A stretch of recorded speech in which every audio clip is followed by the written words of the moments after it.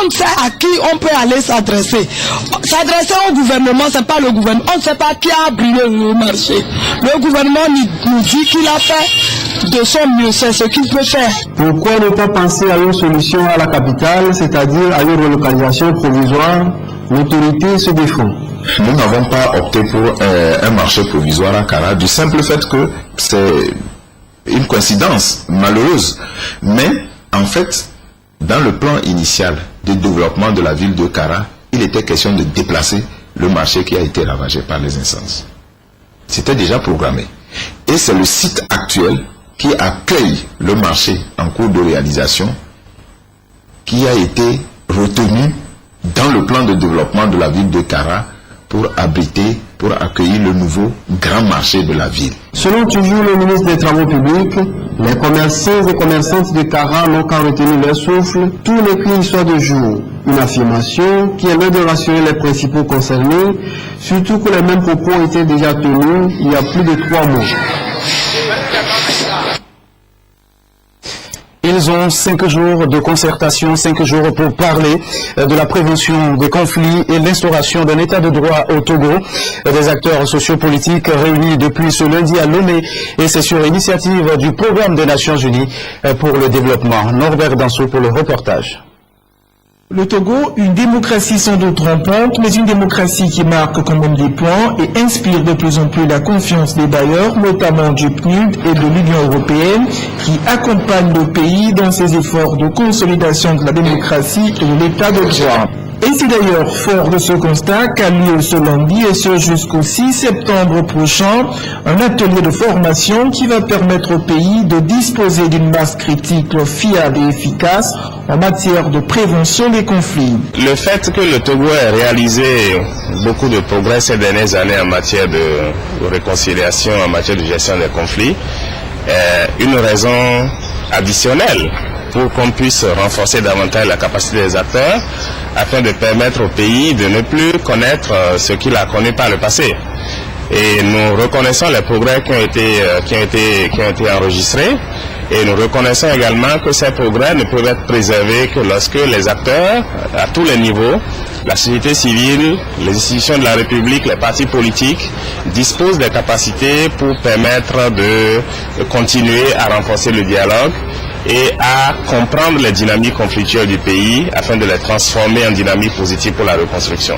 Organisée par le ministère des Droits de l'Homme et de la Consolidation de la démocratie, cette formation axée sur la négociation, l'analyse et la gestion des conflits est soutenue par le PNUD avec l'accompagnement du centre Kofi Annan, un label dont la notoriété n'est plus à démontrer en matière de prévention et de gestion des conflits dans la sous-région.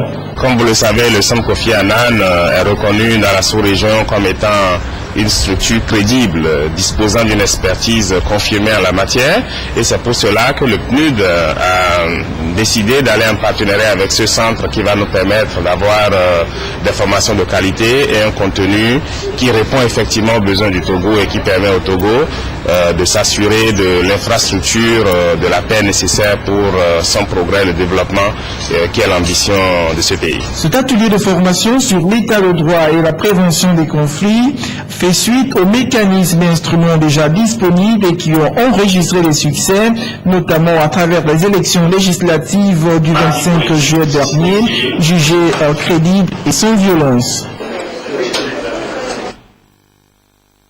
Encore un coup de filet de la gendarmerie nationale, tolérance zéro à l'endroit des malfaiteurs. Un autre réseau vient d'être démantelé. La gendarmerie nationale a présenté ce lundi à la presse des individus qui se seraient rendus coupables d'un vol de véhicules. Martial Johnson, Samuel Niaoui. 2 présumés malfrats, John Komi Agbarole et Rodor Kodjovignavo, de nationalité ghanéenne et togolaise, ont été arrêtés et présentés à la presse. Ce réseau a été démantelé grâce à des patrouilles organisées de part et d'autre de la frontière commune par les services de la gendarmerie nationale avec la collaboration de l'équipe de patrouille ghanéenne. Selon la gendarmerie nationale, ces 2 présumés malfrats ont à leur actif plusieurs braquages de voitures. À la fin de l'année 2012, des malfrats ont opéré des vols de véhicules à Adjidogomé. Ces gens, ils ont volé, braqué 6 véhicules entre autres une Prado, une RAV4, 2 Land Cruiser. Et le dernier en date est le 27 août dernier, où ils ont braqué une Land Rover, toujours dans le secteur d'Adjidogome. Le nommé John, le cerveau du braquage, de nationalité ghanéenne, a été interpellé. Et le Togolais, à la personne de Niavor, comme il vit, Rodor, a pu prendre la fuite et est venu se réfugier au Togo, chez lui à Zanguera.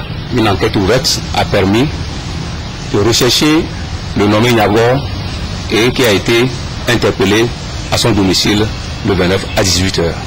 Ces deux malfrats qui opèrent entre le Togo et le Ghana racontent leur méthode d'opération. Nous sillonnons à moto à la recherche de nos proies et quand les voitures s'arrêtent, nous les approchons et nous leur intimons l'ordre de descendre avec nos pistolets. C'est par cette méthode que nous volons les voitures. Moi, je le remonte sur la moto et nous suivons les belles voitures. Et quand elles s'arrêtent, nous les braquons. Pour la première fois, il m'a remis ma part en civils. Et quand je les ai échangés, j'avais 500 000 francs CFA. La gendarmerie togolaise appelle donc la population à la vigilance et à plus de collaboration avec les forces de l'ordre afin de démanteler le reste du réseau. L'actualité à l'étranger est toujours dominée par le dossier syrien, mais la question d'une intervention militaire dans le pays est en suspens. Paris est très embarrassé. Washington veut consulter le Congrès américain. Des tergiversations diplomatiques qui profitent pour l'instant à Damas. Quelque temps installés sur les hauteurs de Damas, cette poignée de partisans du président syrien Bachar al-Assad entend bien servir de bouclier humain en cas de frappe américaine.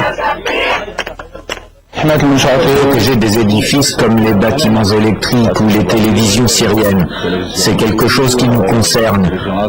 Nous sommes prêts à être des boucliers humains. Nos corps, c'est tout ce que nous avons à offrir à la Syrie. Une manifestation dans la droite ligne de la propagande lancée par le régime. Dimanche, Bachar al-Assad a de nouveau montré les muscles. La Syrie est capable de faire face à toute agression extérieure, a-t-il affirmé. Du côté des rebelles, on ne croit plus du tout à une intervention américaine. L'impatience a laissé la place au doute. Ils ne vont pas bombarder parce qu'ils donnent au régime du temps pour bouger leurs armes, leurs bases et leurs soldats. C'est seulement un jeu politique. Ils ne vont pas bombarder. Aux États-Unis, la solution d'une frappe armée contre la Syrie, en représailles à l'attaque chimique contre des civils le 21 août à Damas, est de moins en moins certaine. Car Barack Obama doit convaincre un congrès très divisé. Le président multiplie depuis samedi des coups de téléphone aux élus. Mais nombreux sont ceux qui ne sont pas favorables, pour l'instant, à l'utilisation de la force armée contre le régime syrien. Des réticences qui s'expriment y compris dans son propre camp. Nous voulons tenir Bachar al-Assad pour responsable, nous voulons des conséquences, mais lesquelles? S'agit-il juste de partir en guerre, de bombarder, de tuer encore plus de gens? Je n'en suis pas convaincu. La Chambre des représentants et le Sénat ne débattront du sujet qu'à partir de la semaine prochaine, à quelques jours d'un sommet du G20 jeudi à Saint-Pétersbourg. Le gouvernement russe a répété son opposition à une frappe contre son allié syrien. La conférence prévue pour trouver une solution de paix en Syrie pourrait être menacée. Annoncé à notre grand regret par le président américain à Lyon, ça va reporter pour longtemps, voire à jamais, les perspectives de la conférence de paix Genève 2. L'attaque chimique perpétrée à Damas le 21 août aurait fait au moins 500 morts selon l'Office syrien des droits de l'homme et plus de 1400 selon les renseignements américains. Il s'agirait d'une attaque au gaz sarin perpétrée par le régime selon les États-Unis. La campagne électorale bat son plein en Allemagne. Le pays vote le 21 septembre prochain pour des élections législatives. Un débat télévisé a opposé dimanche la chancelière Angela Merkel à son adversaire du SPD, Pierre Steinbrück. Un face-à-face qui s'est soldé par un match nul. Accueil très chaleureux à l'arrivée d'Angela Merkel. Souriante, sûre d'elle, Angie a l'avantage avant l'unique duel télévisé de la campagne électorale. La chancelière vante son bilan plus que satisfaisant. Nous avons démontré que nous pouvions le faire, que nous avons traversé la pire crise européenne et qu'aujourd'hui l'Allemagne est forte. L'Allemagne est un moteur de croissance et de stabilité. Pour son rival sociodémocrate, c'est un peu le débat de la dernière chance. Per Steinbrück rappelle que 7 millions d'Allemands gagnent moins de 8,5 € de l'heure. Il attaque le gouvernement sortant sans pour autant paraître agressif ou méprisant. Nous avons besoin d'un gouvernement qui est dirigé et pas d'un gouvernement qui tourne en rond comme ce fut le cas ces 4 dernières années. Un gouvernement qui agit et pas un gouvernement qui vole de sommet en sommet. Incisif, compréhensible, Per Steinbrück semble avoir fait bonne impression. Il a parlé avec émotion. Il s'est adressé aux gens. Merkel, elle était fidèle à elle-même. Comme d'habitude, elle est restée assez vague. Je pense que Steinbrück a marqué des points. Mais est-ce que ce sera suffisant? Je ne pense pas que ça suffira pour dépasser Merkel et pour renverser la tendance.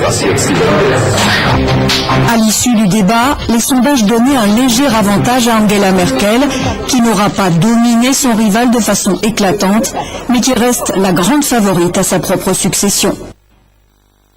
Nous allons clore cette édition avec ce ballet aquatique au large des côtes gabonaises, un spectacle extraordinaire qu'offrent les baleines dans leur mouvement.